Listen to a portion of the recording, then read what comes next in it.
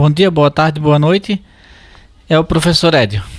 Então, continuando com o nosso estudo, na aula anterior a gente havia estudado sobre a propriedade da densidade e agora então a gente vai ver a propriedade das temperaturas de fusão e de ebulição. Tá? Então está aqui no tema 2 do capítulo 2. Recomendo então que todos vocês façam a leitura desse texto. E na semana que vem então a gente vai disponibilizar então as questões para vocês, tá?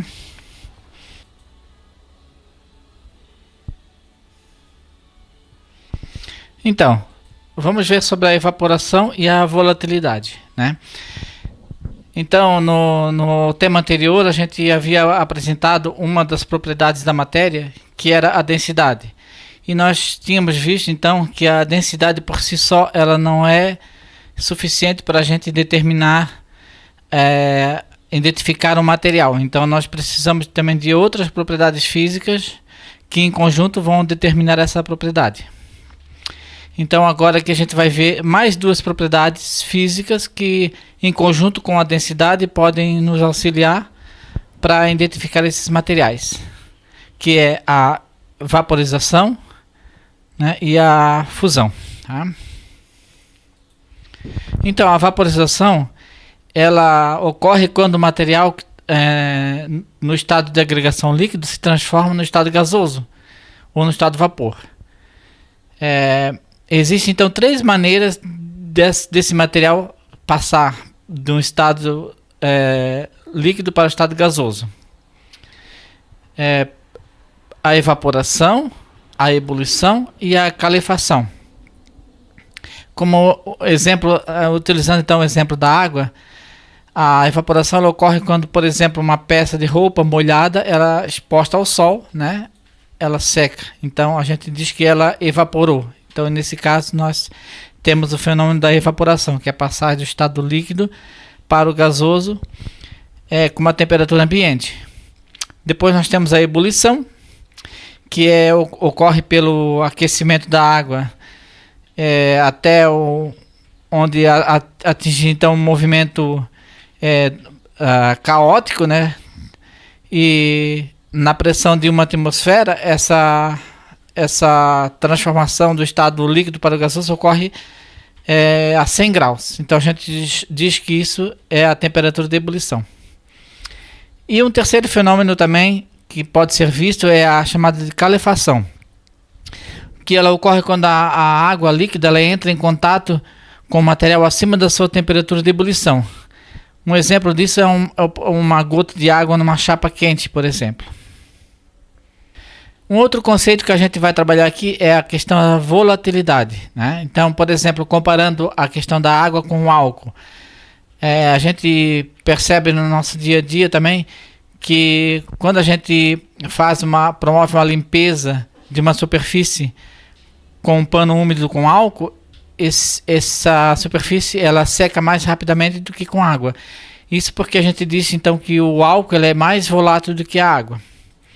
Então é graças então a essa diferença de volatilidade que a gente consegue então separar líquidos com temperaturas de ebulição diferentes.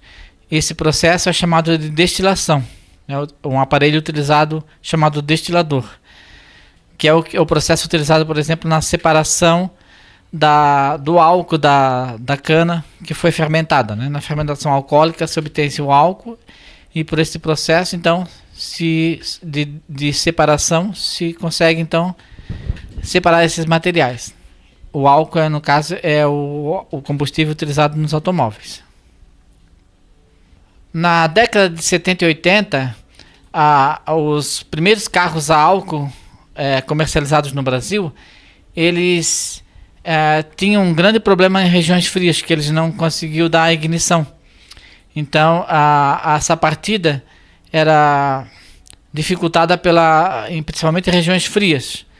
O motor então não conseguia ligar. Então, para resolver esse problema, esse inconveniente, então a indústria automotiva ela desenvolveu um sistema de partida frio, no qual era injetado gasolina para dar início da partida, para depois o motor então continuar com o álcool.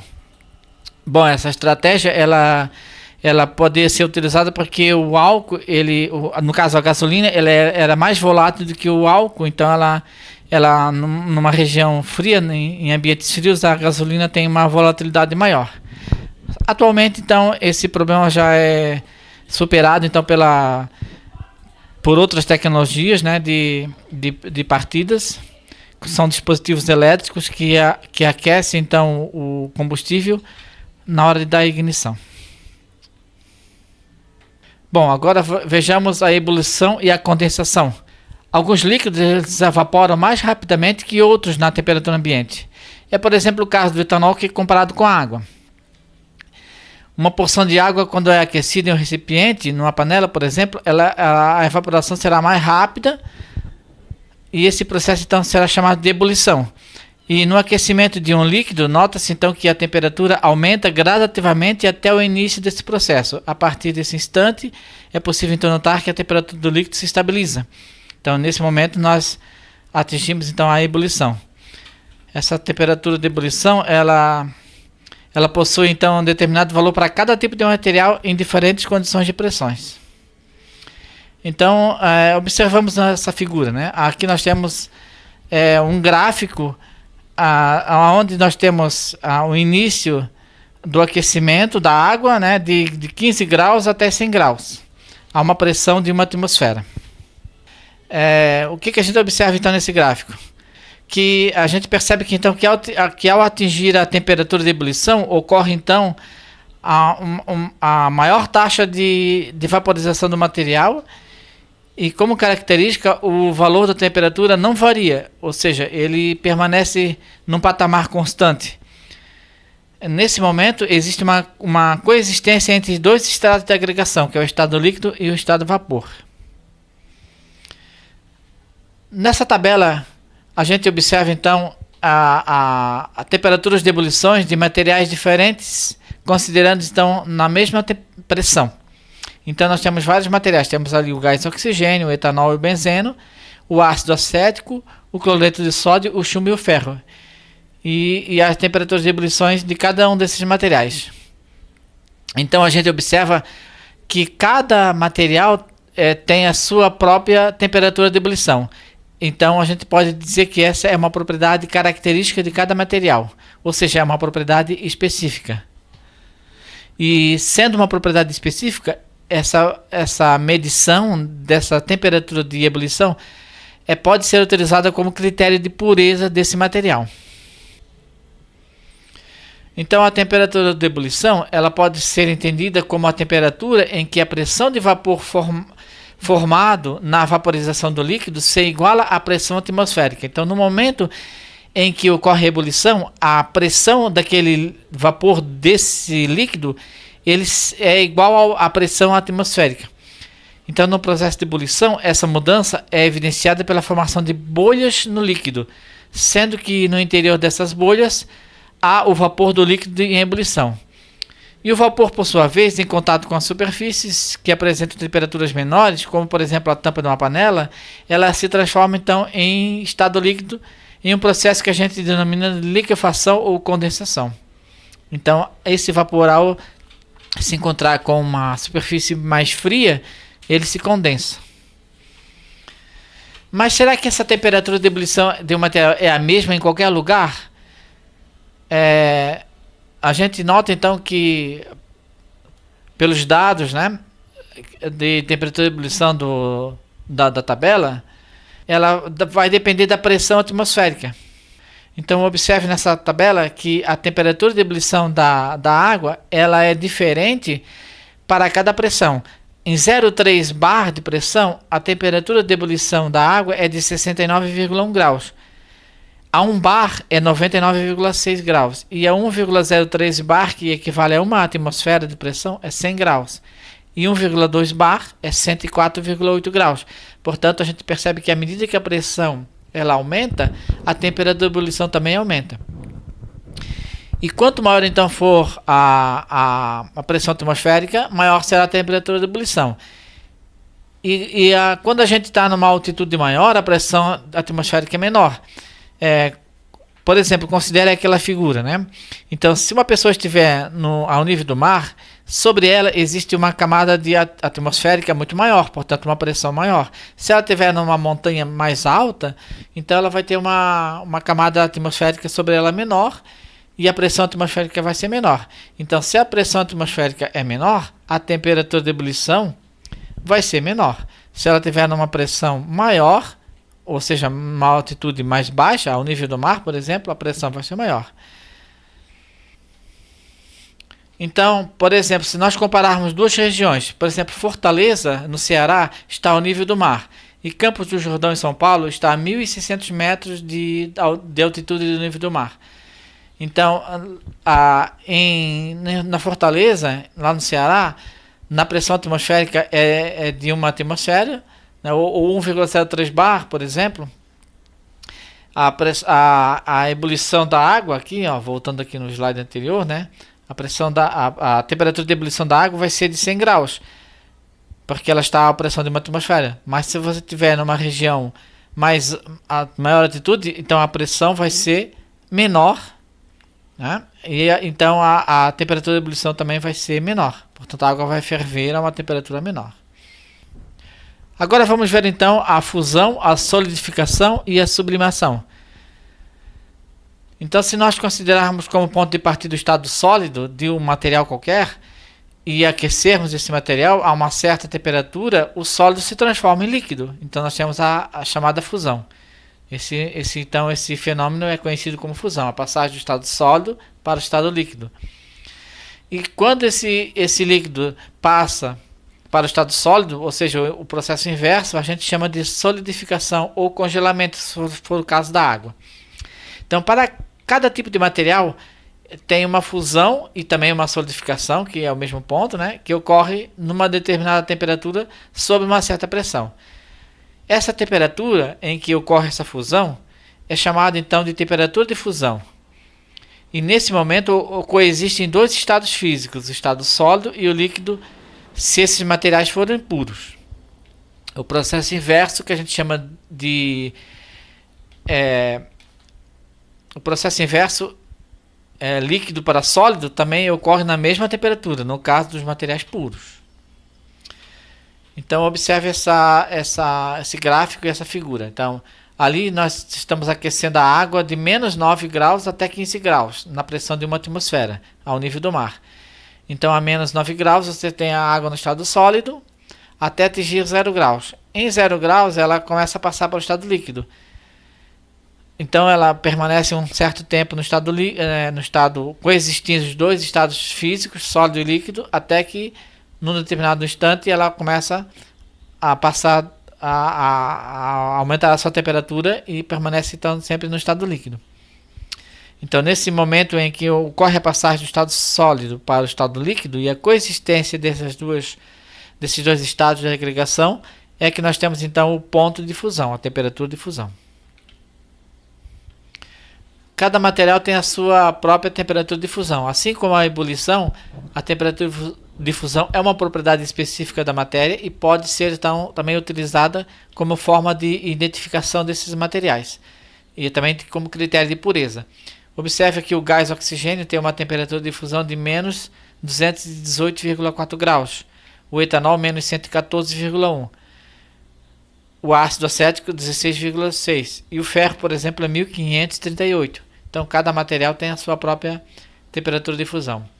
Então a temperatura de fusão de material puro corresponde à temperatura que ele permanece constante enquanto o material passa do estado sólido para o estado líquido naquela dada pressão, sendo uma propriedade então característica de cada material, ou seja, uma propriedade específica, que também pode ser utilizada como critério de pureza. Então observe também que o estado físico de agregação, sólido, líquido ou gasoso, de um material qualquer, ele não é uma propriedade específica ou inerente dele, já que ela depende então da temperatura e depende também da pressão em que ele se encontra. Então, se eu tenho água numa temperatura abaixo de 0 graus, ela está no estado sólido, mas se eu tiver a água numa temperatura acima de 100 graus, ela vai estar no estado gasoso.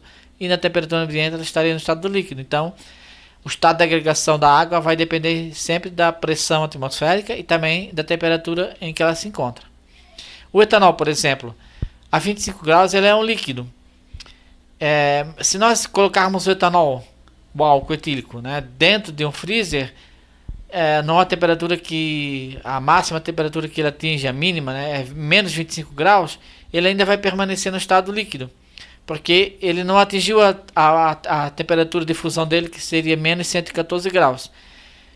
Então, se eu quisesse então solidificar o etanol, o álcool, eu teria que colocar ele na presença, por exemplo, de nitrogênio líquido, que tem uma temperatura de ebulição de menos 196 graus. Então, uma temperatura muito baixa, daí então esse etanol iria congelar. Então, uma amostra de água a uma atmosfera em menos 20 graus, sob aquecimento, ela passará pelo processo de fusão a 0 graus e em seguida pelo de ebulição a 100 graus. Mas nem todos os materiais eles passam respectivamente por esses dois processos. Ou seja, nem todos os materiais passam do estado sólido para o líquido e do líquido para o gasoso. Existem aqueles que, numa pressão de uma atmosfera, passam diretamente do estado sólido para o gasoso. Isso a gente chama de sublimação. É o caso, por exemplo, do dióxido de carbono, também conhecido como gelo seco, que com uma temperatura menos de 78,5 graus, ele se encontra no estado sólido. Mas quando ele é exposto à temperatura ambiente, ele então passa diretamente do estado sólido para o estado gasoso, num processo chamado de sublimação. Nesse processo, ele é conhecido como gelo seco e ele é utilizado, então, por exemplo, para dar aqueles efeitos em eventos e também para ambientes de laboratório, para congelamento de materiais em laboratórios. Então, o fato do resfriamento em volta, na atmosfera circundante daquele gás, no caso do gelo seco, provoca a condensação do vapor de água, o que dá aquele efeito daquela fumaça. Então, em resumo, nós temos então as transformações físicas dos materiais aqui nesse esquema, né? Temos a passagem do sólido para o líquido, chamado de fusão. Líquido para gasoso é a vaporização, e agora o inverso. Gasoso para líquido é condensação e líquido para sólido, solidificação. E a passagem direta do sólido para o gasoso é a ressublimação e do gasoso para o sólido é a sublimação. Ao contrário, desculpa. Do sólido para o gasoso é a sublimação e do gasoso para o sólido é a ressublimação. Então, as temperaturas de fusão e ebulição, né, concluindo, as temperaturas de fusão e de ebulição aliadas à densidade, ela pode auxiliar de forma significativa na identificação de determinados materiais, pois são propriedades específicas. Então, a análise dessas propriedades pode, por exemplo, informar se uma determinada amostra de água corresponde à água pura ou não. O mesmo também vale para o etanol. Quando puro, apresenta temperatura de ebulição diferente do etanol misturado à água. Então, uma forma de você identificar os critérios de pureza, né, desses materiais e identificar também que tipo de material de que se trata é você utilizar então essas três propriedades físicas: a densidade, o ponto de fusão e o ponto de ebulição. Ok? Então, tchau para vocês. Até a próxima.